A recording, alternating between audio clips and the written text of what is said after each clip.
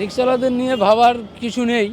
আমরা যেভাবে কাজ করছি আমাদের সুবিধা অসুবিধায় এখন আমাদের যে ইউনিয়ন আছে ইউনিয়ন দেখছে, এইটুকুই। কিসের ইউনিয়ন আপনাদের এখন? আদন টিএমসি ইউনিয়ন। TMC union. কি মনে হয় কোন সরকার থাকলে আপনাদের ভালো হবে? ভালো তো এখন যে আছে সেই থাকলেই ভালো।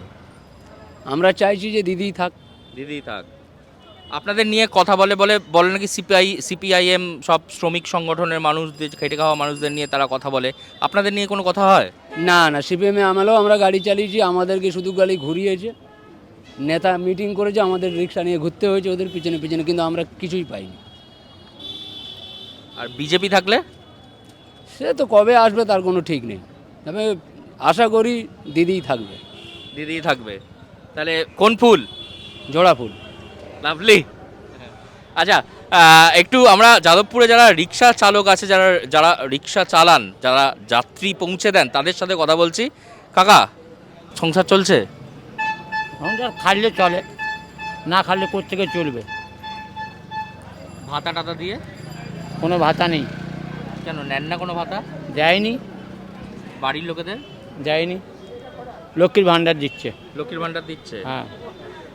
কি মনে হয়, বলুন। কি মনে হয় আপনার, কে থাকলে আপনাদের ভালো হবে? আপনাদের কথা। আমার কথা হলো টিএমসি থাকলে ভালো হবে। টিএমসি থাকলে সবাই খেতে পাবে, সবাই সব কিছু করতে পারবে। আর অন্য কেউ হলে? অন্য কেউ বলে তো সে আসতে পারবে না, জোগাতে পারবে না। জোগাতে পারবে না? ওই দেবো বলে প্রতিশ্রুতি দেবে না। বলছি, ভোট আসলে আপনাদের ডাক পড়ে? হ্যাঁ, ডাক পড়ে তো, বলে। হ্যাঁ, ডাক পড়ে, বলে মিছিল নিয়ে চলুন। হ্যাঁ। আর মিছিল যতদূর পর্যন্ত যেতে হয়, হ্যাঁ। আবার আমরা সেইভাবে হেঁটে যাই। আবার সেইভাবে হেঁটে গেলে আবার এসে আমরা রিক্সা চালাই। রিক্সা নিয়ে যেতে বলে না, রিক্সা আমাদের এখানে দাঁড় করে রেখে দেয়, বলে চলো মিছিল নিয়ে চলো, অমুক জায়গা অমুক জায়গা অমুক জায়গা। আমরা চালাই, ওদের সাথে চলে যাই, গিয়ে আমরা এসে আবার রিক্সা। আর কি মনে হয় এই 3 চাকার সাইকেল আপনাদের রুজি রুটির যোগান এখনো দিয়ে যাচ্ছে? দিয়ে যাচ্ছে, দিয়ে যাচ্ছে। চলছে। কোন সরকার থাকলে আপনাদের ভালো হয়? আশা করি তো যে সরকার আছে সে থাকলেও অসুবিধা নেই। অসুবিধা নেই। আর অন্য কিছু বদল বদল করলে হয়, কিন্তু সে হবে না। বদল হবে না। আর বাম সরকার? বাম সরকার যেমন ছিল তেমন আছে। সিপিআইএম এখানে তাদের কোনো প্রভাব নেই? নেই কোনো কিছু। ভোট তো এসে গেল, কি মনে হচ্ছে যাদবপুর কোন দিকে যেতে পারে? যাদবপুর দেখে তো মনে হচ্ছে যাদবপুরে বলছি। মনে হচ্ছে না, আমাদের সবার প্রিয় ওই তৃণমূলই যাবে। তৃণমূলই যাবে? হ্যাঁ, যাদবপুরে সবার প্রিয় আমাদের দাদা মলয়দা খুবই কাজ করে আমাদের পাড়ার জন্য, মানে বলতে নেই, খুব ঘরোয়াভাবে। মুঘল সাম্রাজ্যের পতনের কারণ কথা বলছিলেন, শুনলাম। আমরা ছোটবেলা পড়াশোনা করেছিলাম। আর এখানে রাজনীতিতে কি হতে চলেছে, কাদের পতন বা কাদের উত্থান ঘটবে বলে মনে হয়? অবশ্যই বিজেপি আসবে, এটা নতুন করে কিছু বলার নেই। ভালো, মোদিজির বক্তব্য ভালো, মোদিজির নিয়ম শৃঙ্খলা খুবই ভালো, এটাই বক্তব্য। আসছে, খুব তাড়াতাড়ি পরিবর্তন হচ্ছে। খুব তাড়াতাড়ি পরিবর্তন হচ্ছে। মানে বলছেন মুঘল সাম্রাজ্যের পতনের কথা শুনছিলাম, এখানে কি তৃণমূল সাম্রাজ্য? মুঘল সাম্রাজ্যের পতনের কারণ। আচ্ছা, ধন্যবাদ। দিদিভাই একটু কথা বলি। বলছি যে নির্বাচন তো একেবারে সামনাসামনি চলে এলো, কি মনে হচ্ছে যাদবপুরের আবহাওয়া কেমন? সব তো ঠিকঠাকই দেখছি, তবে মনে হচ্ছে হাওয়া একটু বদলাবে, এইটুকুই বলতে পারি। বদলটা কোন দিকে যেতে চলেছে? বদলটা দেখা যাক কি হয়, ঠিক বুঝতে পারছি না। মনে হচ্ছে বিজেপির দিকেই যাবে। মানে পাল্লা ভারী এবার বিজেপি? হ্যাঁ, সেরকমই মনে হচ্ছে, সেরকমই মনে হচ্ছে। সিপিআইএম এর তো যাদবপুর নিয়ে যাদবপুর বললেই সিপিএম বাম চলে আসে। অ্যাকচুয়ালি এখন সেভাবে নেতৃত্ব দেওয়ার মতো কেউ নেই সেরকম, মানে যারা বয়স্ক লোকজন ছিলেন আমাদের আমলে, তারা ঠিকমতোভাবে যুব সমাজকে নেতৃত্ব দেননি, সেই জন্য ঠিক লাইমলাইটে নেই তারা। তো প্রায় এসেই গেল, কি মনে হচ্ছে যাদবপুরের আবহাওয়া কেমন? সেরকম কিছু দেখছি না, কি করে বলি বলুন তো, মানে কারো কিছু বলতে গেলেই তো বিপদ, সুতরাং কিছু বলার নেই এখানটায়। মানে মানুষজনের মধ্যে একটা আতঙ্ক আছে কি? সে তো একটু থাকেই, একটু তো থাকবেই আতঙ্ক, না? আতঙ্ক ছাড়া তো লোকে তো চলতে পারছে না, সব জায়গায় সব কিছুই সেতে আতঙ্কই। কি মনে করছেন পরিবর্তন কি হতে পারে?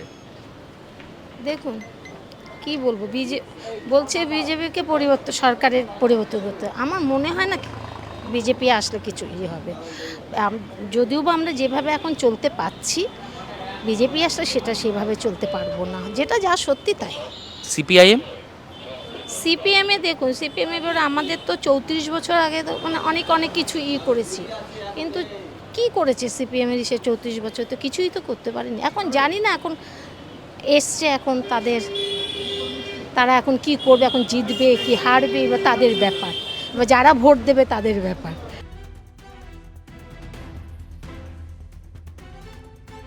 কি চিন্তা করবো আর, এই রোদের মধ্যে বসে আছে। সংসার বাড়ির লোক? বাড়ির লোক তো আছে, ছেলে আছে, বউ আছে, সংসার চলছে রিক্সা চালিয়ে? ওই কোনো রকমে চলছে আর কি। কোন সরকার এলে তোমাদের ভালো হয়? সরকার কোন যে আসবে সবই তো একই হচ্ছে, গরিব লোক সব সেই একই, যে আসবে একই। যে আসবে একই, মানে যে লঙ্কায় যাবে সেই রাবণ? তাহলে এবার লঙ্কার রাজা কে হবে বলে মনে হচ্ছে? কি বলি আর। হ্যাঁ, এবারে নির্বাচন তো একেবারে সামনাসামনি চলে এলো। নির্বাচনে এবারে কোন ফুল, আপনার হাতে গোলাপ ফুল দেখছি, কিন্তু নির্বাচনে কোন ফুল ফুটতে চলেছে বলে মনে হয়? নির্বাচন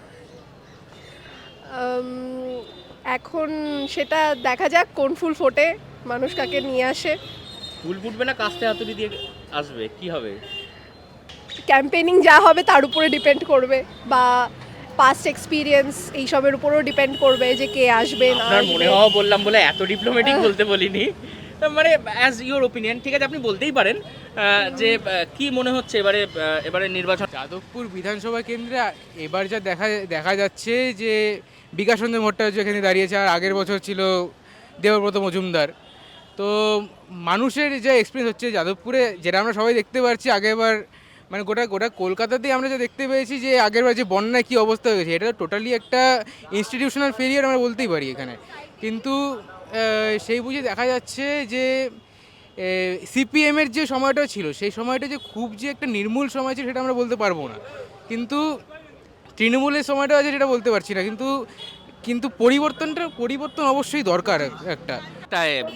इस ये जो निर्वाचन सामने आ रहा है, इसमें कौन आगे रहेगा? देखिए, मेरा ये मानना है कि पर्टिकुलरली बंगाल में, वेस्ट बंगाल, क्योंकि 23 अप्रैल को फर्स्ट चुनाव होने वाला है हमारा, पर्टिकुलरली नॉर्थ ऑफ एरिया में। तो मेरा ऐसा मानना है कि वहाँ पे चुनाव है जहाँ पे बीजेपी का स्ट्रॉन्ग होल्ड रहा है लास्ट इलेक्शंस में। बेसिकली जो 77 एमएलएज थे वो उन्हीं जगह से आए हुए थे, लाइक जो नॉर्थ ऑफ बंगाल का एरिया है। सो मुझे ऐसा लगता है अगर टीएमसी को सरकार बनानी है तो फर्स्ट फेज़ में सर्वाइव